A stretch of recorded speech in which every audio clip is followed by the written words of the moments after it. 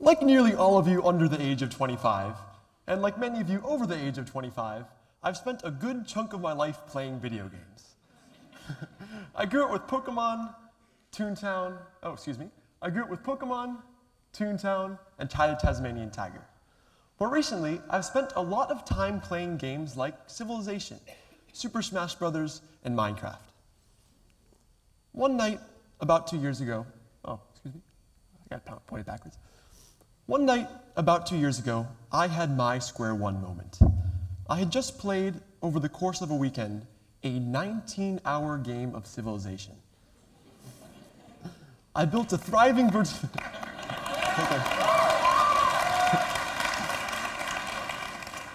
I built a thriving virtual nation, I negotiated with computer-generated adversaries, and in the 19th hour, I lost control of my country with the single vote by the virtual United Nations. Game over. I was so frustrated, and for the first time, I was also filled with questions. What just happened? And where did my weekend go? Did the 19 hours of my life I just devoted to this game leave me better off in any way? Or was it purely entertainment, a diversion, nothing more than passing time?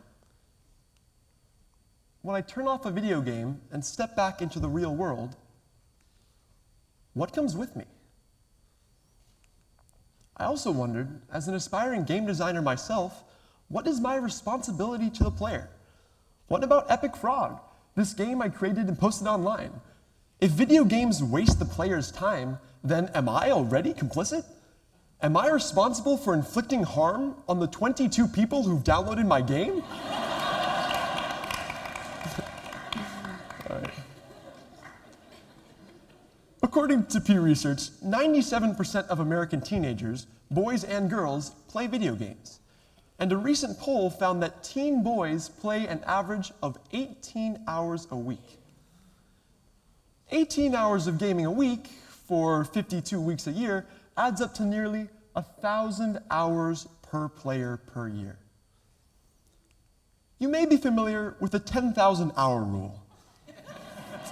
Yeah. This rule claims that 10,000 hours purposefully devoted to one skill results in an extremely high level of ability. Think Bill Gates in programming and the Beatles in music. In the book Outliers, Malcolm Gladwell cites a study done on music students, which found that every violinist in the study who practiced 10,000 hours by the age of 20 had achieved the skill of a world-class soloist. That's what 10,000 hours can do. So, if a gamer is playing 1,000 hours of video games a year, he or she will spend 10,000 hours playing video games between, say, the ages of 15 and 25.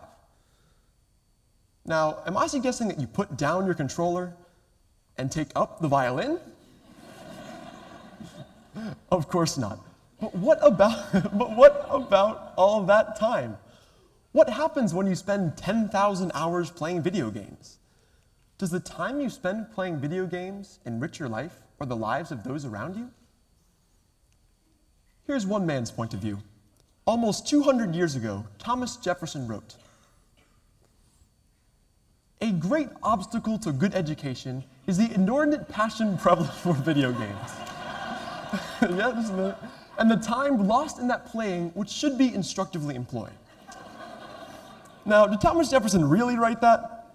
Well, no. What he really wrote was this: "A great obstacle to good education is the inordinate passion prevalent for novels, and the time lost in that reading which should be instructively employed." He wrote those words in 1818, but their prescience is uncanny. Jefferson went on to write, "When this poison infects the mind, the result is a bloated imagination, sickly judgment, and disgust towards all the real businesses of life." Yeah. In Jefferson's day, parents were appalled to find their children hidden indoors on a beautiful day, deeply absorbed in reading a novel. Back then, reading novels was thought of as a waste of time in general, and as a deplorably unwholesome activity for young people in particular. What changed? Well, for one, Jefferson's comment was made before the advent of the great American novel. It was before the publication of novels like The Scarlet Letter in 1850, Moby Dick in 1851, and The Adventures of Huckleberry Finn in 1886. These works and others like them elevated an entire genre. They engaged and challenged the intellect. They promoted empathy and social understanding using the best technology they had, the emotional power of the fictional written word.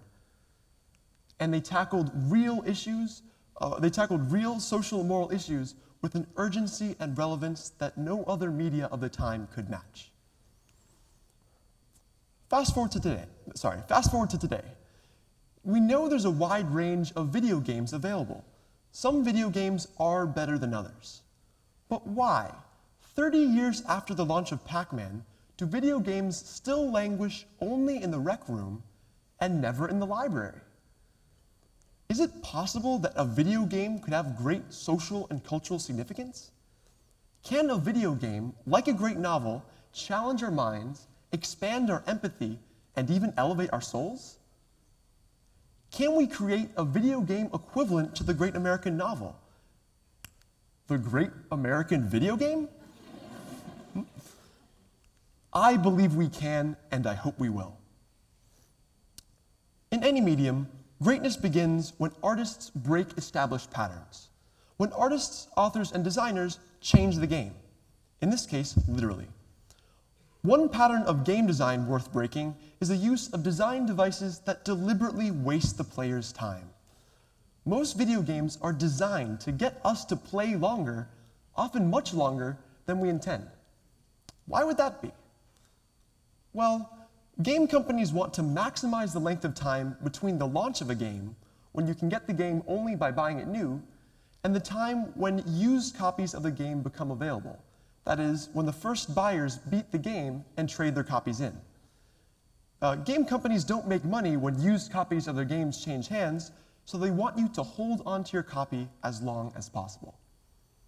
There are simple yet insidious formulas game developers use to stretch out the amount of time it takes to beat a game. The most common are called filler and grinding. I learned about them when I was programming my own game.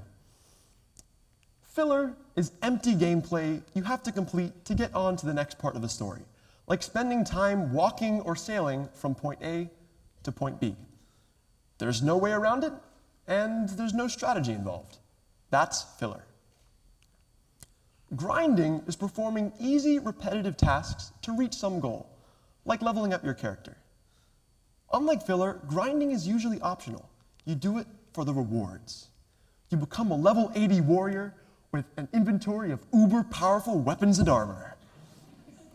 It feels like progress, even mastery, but it's not. It's a type of play that game designers encourage to keep you playing their game. They keep you busy with super easy, time-consuming opportunities to earn rewards, like experience points, success jingles, and gold. Game designers even use an optimal curve for setting the difficulty of these tasks to keep you engaged for the longest amount of time. They even manipulate the player with Skinner box mechanics, doling out reward jackpots at intentionally random intervals to keep you playing as long as possible. That's grinding. Are game design techniques that deliberately waste the player's time worthy of a truly great video game? I don't think so. These are patterns that ought to be broken. But which patterns of game design ought to be amplified? It's a question we gamers love to debate. Which video games are best and why? What makes a game great? Today, though, I'm not asking what makes a video game entertaining. I want to know what might make a video game significant. What would make a video game so important that it's assigned for homework? Instead of a list of required reading, wouldn't it be great to get a list of required gaming?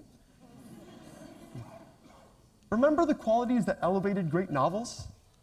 When you combine these qualities with the power of the gaming medium, the results can be amazing. Here are 3 amazing games. One of my personal heroes is game designer Jonathan Blow.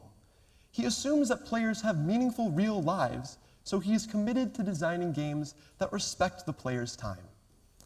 In his game Braid, you manipulate the flow of time to solve a series of puzzles. It's intellectually challenging and beautifully crafted. Braid is also extremely unusual in that it's filler-free. Your character can die, but instead of having to go all the way back to the beginning of a level, you can freeze time and rewind to the exact point where you messed up. You don't have to replay sections you know how to beat in order to reach a new challenge. You rewind, fix your mistake, and move on. There's no grinding in Braid either. The only way to progress is to use your own insight and creativity to solve each puzzle. You can't level up your character's powers by grinding, so you have to level up yourself. You level up your own mind. Ultimately, that's the best part of Braid. It offers a substantial intellectual challenge without filler and grinding. Great novels often intimately connect the reader to a character living on the fringe of society, as a way of moving the reader to challenge social and moral assumptions. Video games have a unique power to make this connection even more vivid because you can literally play in the shoes of someone else. That's why I love the game Spent. In this game, you take on the role of a single parent who is unemployed, homeless, and down to her last $1,000. Your mission is just to make it through the month. You have few options, and you're forced to make all of them on an empty stomach. And when you make a hard choice, the inevitably unpleasant consequences of your decision unfold before your eyes. Here's one example. Your family pet is sick and won't get better without treatment. What do you want to do? Do you pay for treatment for $400? Do you have it put to sleep for $50? Or do you let your pet suffer? What would you choose? Is Spent a great American video game? I don't know for sure, but I hope more games, big budget games, will adopt the strategies of Spent.